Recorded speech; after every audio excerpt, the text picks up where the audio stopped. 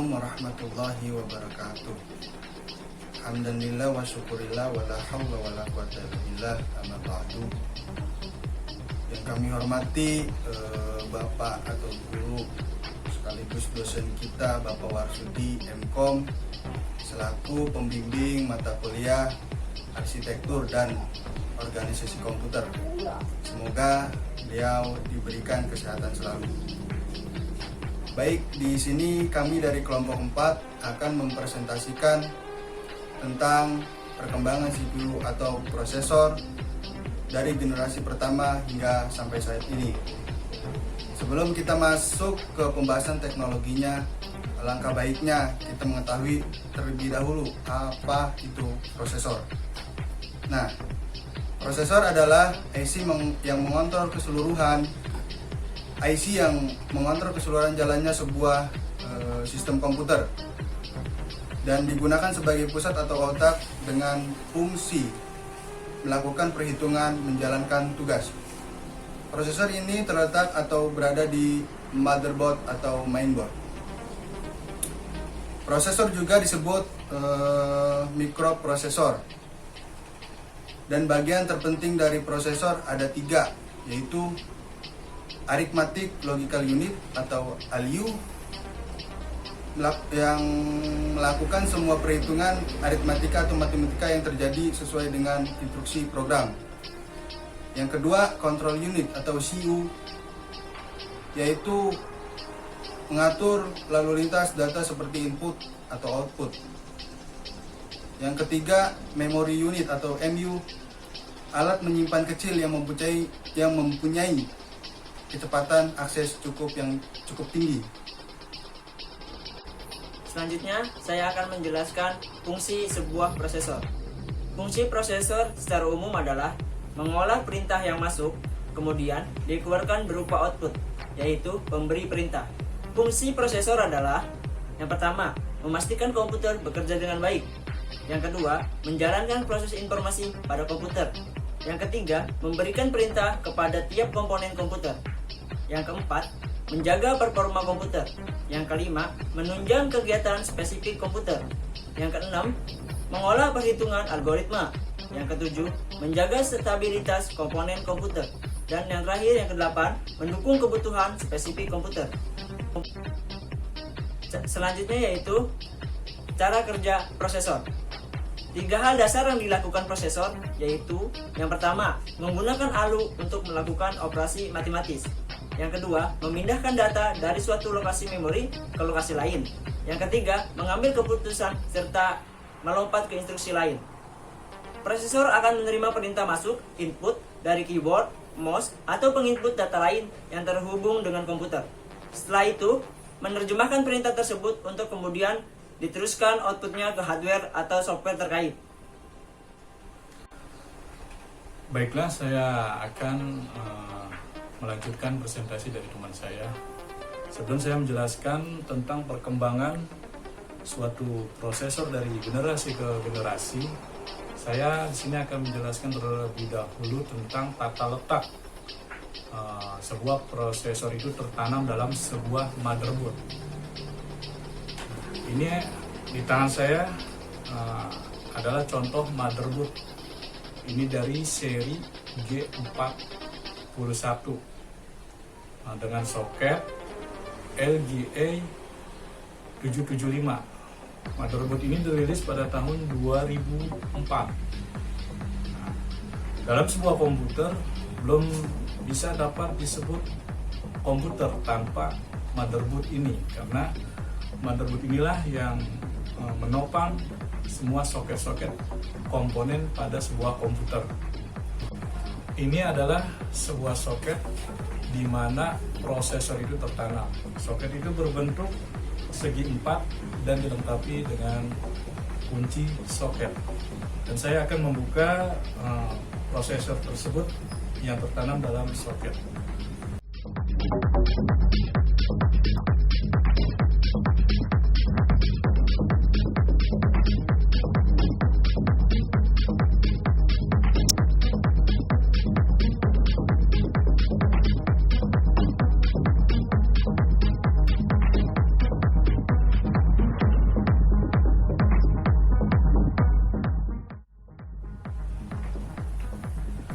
inilah bentuk prosesor yang tertanam dalam sebuah soket motherboard dari seri G41 ini.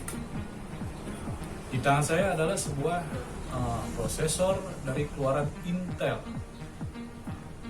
yaitu prosesor dual core dari generasi Nehalem. Baiklah, saya akan menjelaskan perkembangan sebuah prosesor dari generasi ke generasi. Saat ini terdapat banyak perusahaan yang bergerak di bidang komputer yang membuat prosesor. Ada Intel dan juga ada AMD. Salah satu vendor raksasa komputer yang membuat prosesor yang terkenal yaitu adalah Intel. Telah mengembangkan prosesor hingga generasi ke-8. Berikut adalah perkembangan prosesor hingga saat ini. Prosesor generasi pertama yaitu 8088 dan 8086. Prosesor 8086 dirilis pada tahun 1978, merupakan CPU 16 bit pertama Intel yang menggunakan bus sistem 16 bit. Tetapi perangkat keras 16 bit seperti motherboard saat itu terlalu mahal, di mana komputer mikro 8 bit merupakan standar. Pada tahun 1979, Intel merancang ulang CPU sehingga sesuai dengan perangkat keras 8 bit yang ada. Isi pertama pada tahun 1981 mempunyai CPU 8088 ini. 8088 merupakan CPU 16 bit, tetapi hanya secara internal. Lebar bus data internal hanya 8 bit yang memberi kompatibelan dengan perangkat keras yang ada. Generasi kedua prosesor 80286. 286 dirilis pada tahun 1982, juga merupakan prosesor 16 bit. Prosesor ini mempunyai kemajuan yang relatif besar dibandingkan chip-chip generasi pertama. Frekuensi clock ditingkatkan, tetapi perbaikan yang utama ialah optimasi penanganan perintah. 286 menghasilkan kerja lebih banyak tiap tick clock daripada 8088 atau 8086. Pada kecepatan awal 6 MHz merunjuk kerja 4 kali lebih baik dari 8086 pada 4,77 MHz. Belakangan diperkenalkan dengan kecepatan clock 8,10 dan 12 MHz yang digunakan pada IBM PC AT pada tahun 1984. Assalamualaikum warahmatullahi wabarakatuh. Di sini dengan saya Elvira Dwi. Saya ingin melanjutkan tentang prosesor generasi ketiga. Prosesor generasi ketiga ini dengan tipe 80386DX. Tipe 38 ini diluncurkan tanggal 13 Oktober 1985.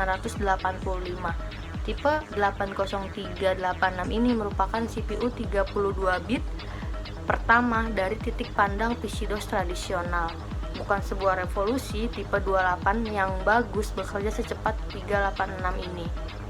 Walaupun menerapkan metode 32 bit, prosesor ini dapat mengamati memori hingga 4 GB dan mempunyai cara pengamatan yang lebih baik daripada 286. Tipe 386 ini bekerja pada kecepatan clock 16, 20, dan 33 mH.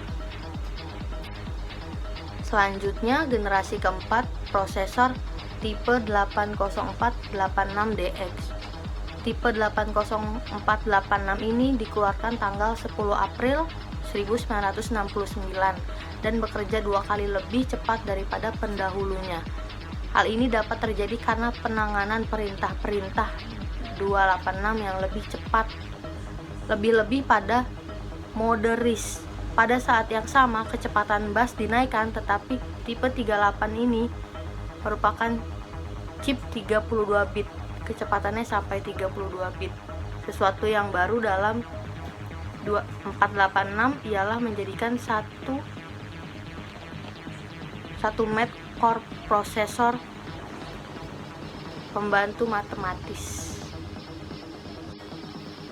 Oke, lanjut ke generasi kelima, Pentium Classic atau P5-4C.